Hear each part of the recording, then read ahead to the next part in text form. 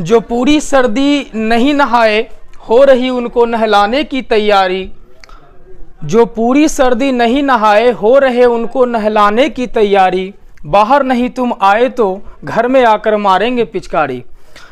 दोस्तों आप सभी को हैप्पी होली। और जितने भी शंकराचार्य क्लासेस के जो भी विद्यार्थी हैं और जितने भी हमारे यूट्यूब चैनल के माध्यम से जो भी देख रहे हैं उन सभी सारे बच्चों को, सभी विद्यार्थियों को हैप्पी होली। और आज जो है वो होलिका दहन है, तो हम होली के शुभ अवसर पर होली के बारे में कुछ निबंध हम लोग देखते हैं और उसके बारे में हम लोग कुछ आज जानते हैं। ठीक है, तो होलिका दहन आज है और होलिका दहन क्यों मनाया जाता है, होलिका दहन आखिर क्यों किया जाता है, उसके बारे में हम आज जानेंगे। ठीक है, और किस प्रकार से आपको निबंध भी लिखा जाता है। आप निबंध भी लिखने के लिए यहाँ से आप देख सकते हैं, सीख सकते हैं कैसे आपको निबंध लिखना है, किस प्रकार से आप निबंध लिखें कि आपको पूरे में पूरे मार्क्स आपको मिले। आप एग्जाम के व्यू से भी आप लिख सकते हैं और जानकारी के व्यू से भी आप यहाँ पे जान सकते हैं। ठीक है, तो सबसे पहले प्यारे दोस्तों हम जानते हैं होली जो है वो रंगों का त्यौहार है। होली में जो है आप देखते होंगे कि ये केवल रंगों का त्यौहार है और इसमें सभी सारे बच्चे जो हैं वो रंग गुलाल आपस में मिलजुल कर रंग लगाते, एक दूसरे को रंग लगाते हैं। तो इसमें क्या क्या आपको लिखना है, हम उसी के साथ साथ जो आपसे बातचीत भी करेंगे किस प्रकार से क्या क्या इसमें आपको जानकारी और चाहिए। संकेत बिंदु आपको क्या क्या लिखना है। सबसे पहला आपको लिखना है प्रस्तावना। प्रस्तावना लिखा जाता है। और दूसरा नंबर पर आपको लिखा जाता है होली मनाए जाने के पीछे की कहानी। क्या इसके होली क्यों मनाया जाता है, इसके पीछे की कहानी क्या है। थर्ड नंबर है होली का वर्णन, होली का कुछ वर्णन करना है, होली के विषय में आपको बताना है। और चौथा है आपका उपसंहार। उपसंहार आपको लिखना है, लास्ट में आपको बताना है उपसंहार के बारे में। तो आइए प्यारे दोस्तों सबसे पहले हम चलते हैं प्रस्तावना के बारे में। ठीक है, प्रस्तावना हम देखते हैं। प्रस्तावना में आपको क्या बताया गया है, होली का त्योहार रंगों का त्योहार है जो बसंत ऋतु में मनाया जाता है। होली का त्योहार जो है वो रंगों का त्योहार है और कब मनाया जाता है, बसंत ऋतु में मनाया जाता है। प्रकृति में रंग बिरंगे फूल बसंत के आगमन का मानो हृदय से स्वागत करते हैं।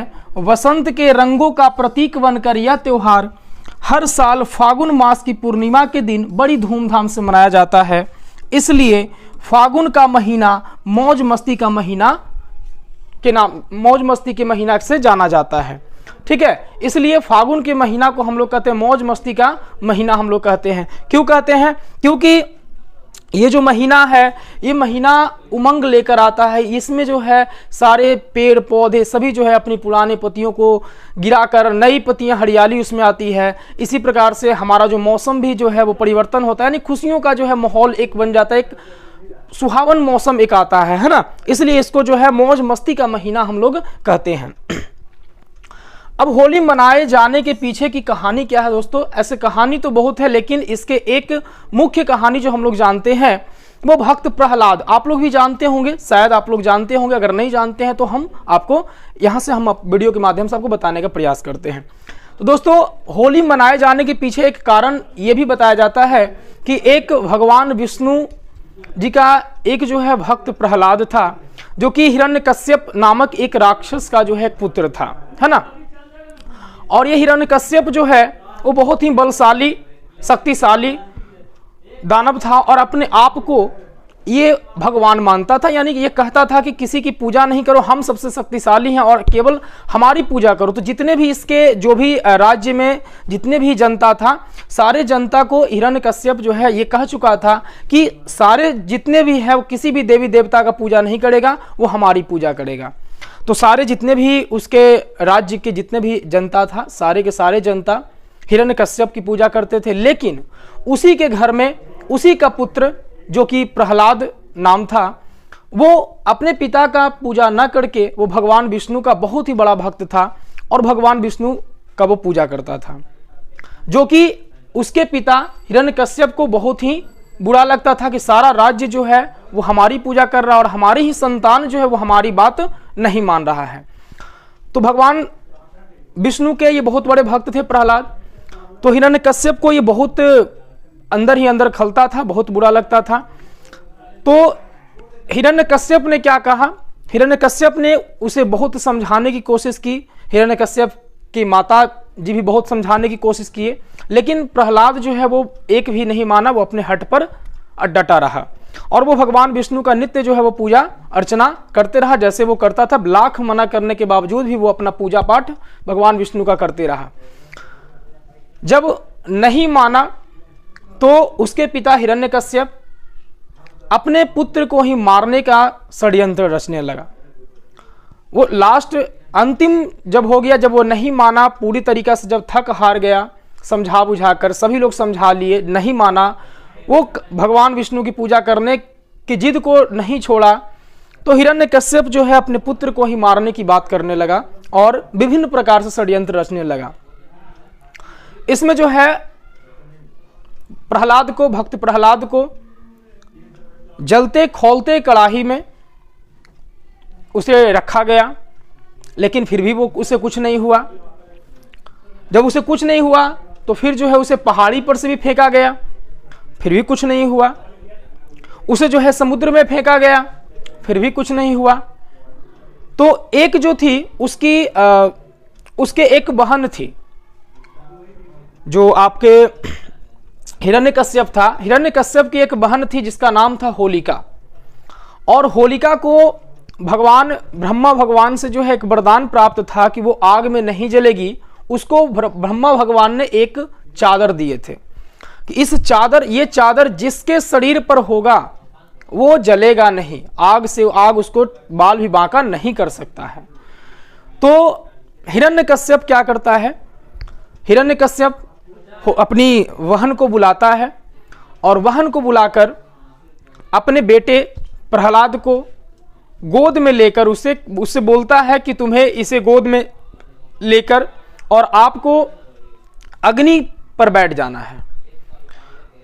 तो होलिका भी इसी प्रकार से करती है, आग लगाया जाता है, बहुत ढेर लगाकर, है ना, उपले लकड़ी वगैरह वगैरह का ढेर लगाकर उसमें आग लगाया जाता है और आग लगाकर होलिका अपने उस चादर को ओढ़कर और प्रहलाद को गोद में लेकर उस अग्नि कुंड में बैठ जाती है। और अग्नि कुंड में बैठने के बाद भगवान का देखिए महिमा ऐसा है कि इतने जोर से जो है आंधी आता है, इतना जोर से तूफान आता है कि वो चादर उड़कर भक्त प्रहलाद के शरीर पर चला जाता है और होलिका जल जाती है और भक्त प्रहलाद बच जाता है। तो इस प्रकार से यहाँ जो है वो बुराई की हार होती है और अच्छाई की जीत होती है, यानी कि भक्त प्रहलाद बच जाता है और होलिका जल जाती है। तो इसी के उपलक्ष्य में हम लोग जो है यहाँ पर क्या हुआ कि जब होलिका जल गई तो सभी लोग जितने भी जो वहाँ आम जनता, आम नागरिक थे, जो भी भगवान विष्णु की अंतर मन से जो भी पूजा करते थे, वो अंदर मन ही मन बहुत खुश हुए और अपने घर में उस समय जो है लोग खुशियाँ मनाई और लोग जो है विभिन्न प्रकार के पकवान बनाकर खाए। और उसके कल होकर सभी लोग एक दूसरे के गले मिले, एक दूसरे के जो है रंग गुलाल लगाकर खुशियां मनाई।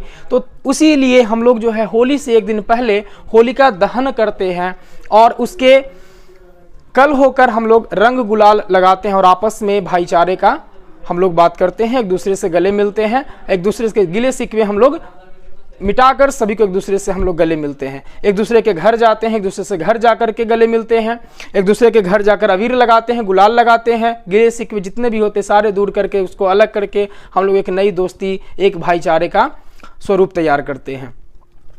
तो प्यारे दोस्तों, ये जो है क्यों मनाया जाता है, उसके पीछे क्या कहानी था, ये हम लोगों ने जान लिया। ठीक है, आप इसे देख लीजिएगा, है ना, किस प्रकार से आपको लिखना है। चलिए, अब है होली का वर्णन। होली का वर्णन किस प्रकार से होली का वर्णन हम करेंगे, तो होली का वर्णन देखिए, कहता होली का त्योहार होली की रात्रि से एक दिन पूर्व आरंभ हो जाती है।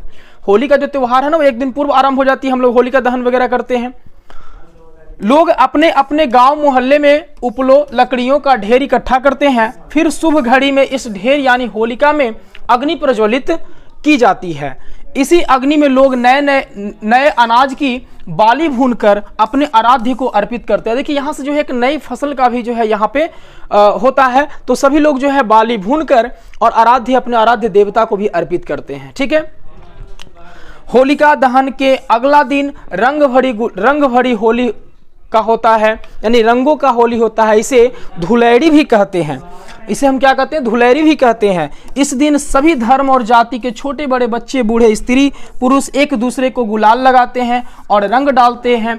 सड़कों पर मस्त युवकों की टोली गाती बजाती निकलती है, एक दूसरे को मिठाइयाँ खिलाते हैं और अपने मधुर संबंधों को और भी प्रगाढ़ बनाते हैं, है ना। तो इस प्रकार से जो है लोग गली मोहल्ले में सब एक दूसरे से मिलते हैं और होली का गीत गाते हुए एक दूसरे के झूमते हैं, नाचते हैं, गाते हैं, ठीक है। और क्या करते हैं? बच्चे पिचकारियाँ खरीदते हैं, है ना, नए नए कपड़े खरीदते हैं। बच्चे हों, बूढ़े हों, स्त्री हो, जो भी हो, सभी लोग जो है नए नए वस्त्र खरीदते हैं, होली का सामान खरीदते हैं। बच्चे पिचकारी खरीदते हैं, रंग खरीदते हैं, गुलाल खरीदते हैं, है ना। सभी लोग जो है वो जितने भी बड़े बुजुर्ग जो भी हैं वो शाम के समय, जब होली खेलने के बाद शाम के समय सभी लोग अच्छे से नहा धो करके एक दूसरे से, जितने भी हमारे बड़े बुजुर्ग होते हैं उनके चरण में हम लोग जो है गुलाल देकर और आशीर्वाद लेते हैं। एक दूसरे से हम लोग अपने हमजोली से गले मिलते हैं।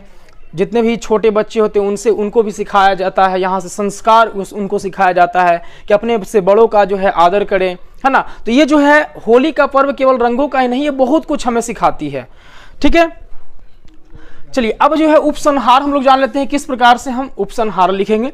उपसंहार में क्या लिखना है? इसी प्रकार होली एक ऐसा पवित्र त्योहार है जिसमें छोटे बड़े, अमीर गरीब आदि सभी प्रकार के भेदभाव समाप्त हो जाते हैं।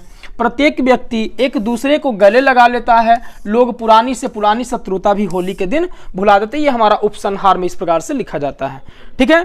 तो दोस्तों ये हमारा होली पर कुछ निबंध था, ठीक है ना।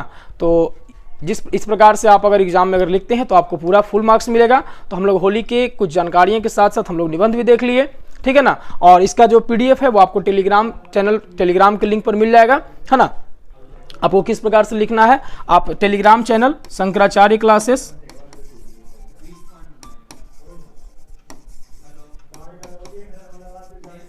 वन टू आप लिखेंगे, इस पर आपको सारे चीज का PDF आपको इस पर मिल जाएगा, ठीक है ना। चलिए प्यारे दोस्तों, आप सभी को फिर से हैप्पी होली। आप सभी लोग अच्छे प्रकार से होली मनाएं और मिलते हैं फिर नेक्स्ट वीडियो में। बहुत बहुत धन्यवाद।